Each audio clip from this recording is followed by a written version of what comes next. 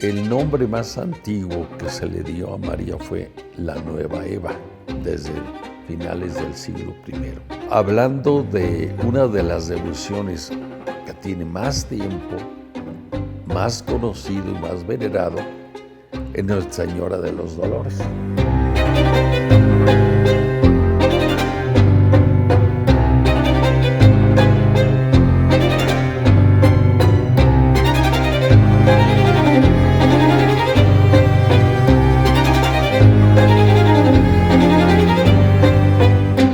A veces le llaman la Dolorosa, le llaman la Virgen de las Angustias en España, la Virgen de los Puñales, la Virgen de los Siete Dolores, y tiene muchísimos nombres, pero siempre en torno a esto.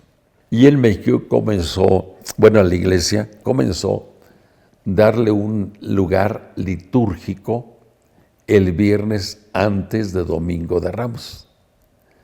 Por eso se le llamó Dolores. Viernes de Dolores. Entonces, el Domingo de Ramos es como el teatro que abre sus cortinas y ves de fondo qué es. Entonces, es el principio del momento hacia la Pascua, que es el centro y fundamento de la vida cristiana. En la Semana Santa hay celebraciones que llamamos litúrgicas y celebraciones de piedad popular. ¿Cuáles son las celebraciones litúrgicas? El Domingo de Ramos, en una de las misas, hay una procesión de ramos. Se recuerda la entrada de Jesús a Jerusalén. El Jueves Santo es en la misa de la institución de la Eucaristía, del sacerdocio y del mandato de la caridad. Obviamente se hace por las tardes. En muchas partes está la misa crismal el jueves por la mañana, donde se bendicen los óleos, el aceite de olivo mezclado con algún perfume para el bautismo. Ese que se pone el aceitito aquí ¿no? O se bendice el aceite con otro perfume para los enfermos. O se consagra el crisma, aceite de olivo, bálsamo y un perfume. Y que se utiliza en el bautismo cuando eres consagrado después del agua en la cabeza, o la confirmación en la frente, o en la ordenación sacerdotal las manos, o en la ordenación episcopal en la cabeza, en la consagración del altar. Son los momentos, ¿no? Y antiguamente se consagraba a los reyes. Entonces, crisma significa ungüento. De ahí se deriva la palabra Cristo, el ungido, que significa Mesías también. Y de ahí se deriva nuestro nombre común, cristianos, somos los ungidos. El Viernes Santo es un día alitúrgico, es decir, no hay celebración de misa. Pero hay una celebración en la tarde que se llama celebración del Viernes Santo, con 3 elementos. Primero, es la palabra. Se proclama sobre todo el Evangelio de San Juan, toda la cuestión de la pasión y muerte. Segundo, la adoración de la Santa Cruz. Ojo, es el único día que te debes postrar ante la cruz. No es adorar la cruz madera o metal, es a quien estuvo clavado en la cruz. Ese es el sentido. No es a la cruz como tal, sino a quien estuvo clavado. Y después la cuestión se puede dar la comunión. Y el sábado santo, no sábado de gloria, se llama sábado de gloria porque hubo una costumbre de que el sábado santo a las 12 horas se hacía la Pascua. Y el Papa Pío XII hizo una renovación de ver el sentido de la vigilia pascual. Entonces, esos son las celebraciones litúrgicas. A eso se han añadido, se unieron muchas celebraciones de piedad popular, que son como una prolongación de lo que celebraste o una preparación de lo que vas a celebrar. Entonces, por ejemplo, el Jueves Santo, en muchas partes, después de la misa, hacen una parte de los concilios, cuando a Jesús lo van a tomar preso para ser condenado. O representan la Santa Cena. Algunas partes representan la cena al estilo judío, ¿no? El Viernes Santo, pues el Via Crucis. Aquí en México, a mero calor, ¿verdad? Pero en Roma siempre ha sido en la tarde, desde 1750, cuando se empezó el Via Crucis en Roma, en el Coliseo, lugar de martirio de tantos. Pero el Via Crucis, su origen es San Francisco de Asís.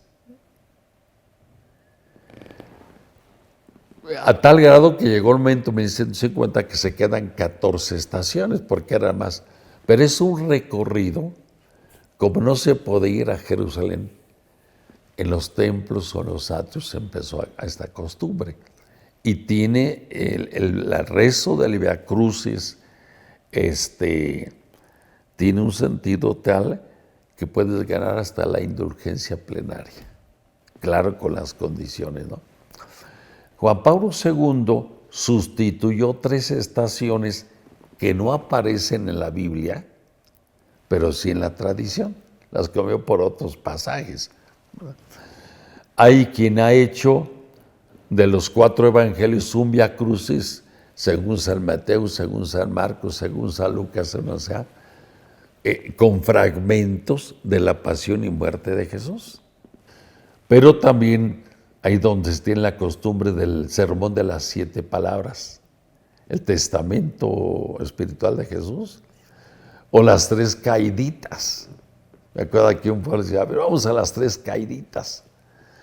O la procesión del silencio. Otros hacen después el rosario del pésame, acompañar a María. Pero en México, pues hay un libro sacado por la universidad que contiene las representaciones como una forma de evangelización desde el siglo XVI. Por ejemplo, se considera que lo más antiguo teatral se llama La Comedia de los Magos de Fray Pedro de Gante. Bueno, hay un Via Crucis masivo como en Iztapalapa, que es una promesa que tiene 180 y tantos años después de una pandemia. Y que aún en los 2 años fuertes de la pandemia lo hicieron de muchas formas. Hay que distinguir lo que es litúrgico de lo que es piedad popular. El año 325, estamos celebrando 1700 años, se reunieron, y eso ya fue proclamado en mayo del año 325, los obispos, unos 300 obispos, en Nicea. Los convocó el emperador Constantino y la anuencia del Papa. Y fue cuando Oriente y Occidente hicieron el trato de unificar el día de la celebración de la Pascua. ¿Por qué? Porque hubo 2 tradiciones. Hacia el Asia, Oriente, fue la costumbre de celebrar la Pascua el día que cayera. Se llamaron 4 decimanos, el 14 de Nisan.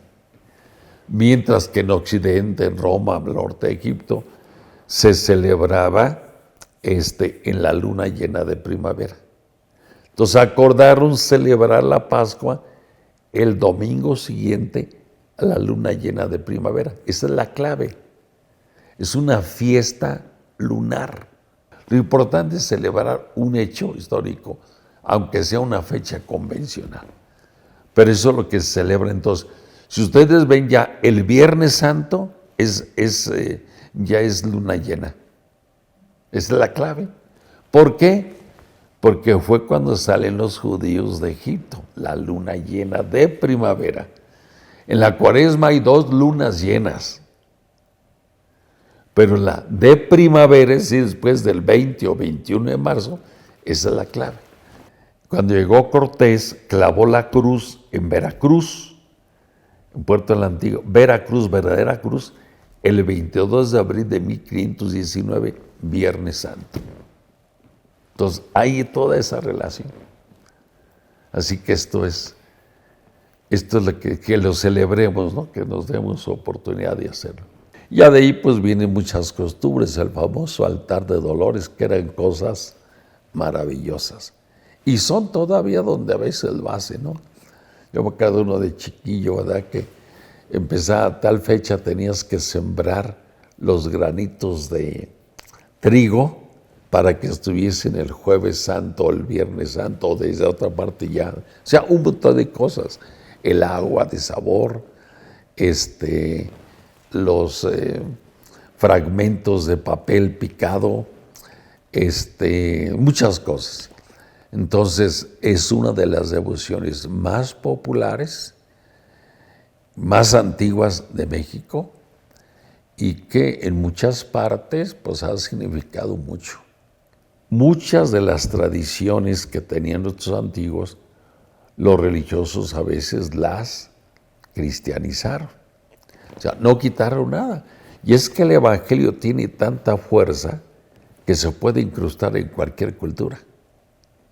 Nada más vemos, nada más con que veas la imagen de la Virgen de Guadalupe, ahí está toda una historia, toda una cultura y toda una teología. En Cuicatinzoche, flor y canto, o en Istlinyolot, rostro y corazón, o sea, la naturaleza es el libro abierto de la creación. Entonces, ese ponerle, no nada más es poner cosas, sino cada quien tiene su significado, ¿no? El trigo está relacionado con la Eucaristía. El agua de Jamaica con el dolor, con el sufrimiento, la sangre. Todos los elementos que se ponen ahí van a encontrar un significado. Entonces está relacionado, sí, a la vida de María, relacionado a la Cuaresma, el color morado, que para nosotros, para el color morado era un símbolo de triunfo, un símbolo de regio, a los reyes, a los emperadores, sea mucho ese sentido, ¿no? La tradición tiene una fuerza muy grande. Al ver una tradición como es un altar de Dolores, no nada más por ir a verlo, sino que sea un motivo, porque ahí están muchas culturas y muchos antecesores que hicieron y a través de ellos vivieron su fe y nos la comparten. Entonces, pues si en el centro Tolsú se ha hecho se va haciendo ya pues algo de cada año, pues es una oportunidad también de que ver, contemplar ayuda mucho. Y contemplar en el silencio. Aprovechemos donde aún se conservan lo más transparentes y claras las tradiciones para ver que detrás de todo está toda una historia de un pueblo, de unas familias.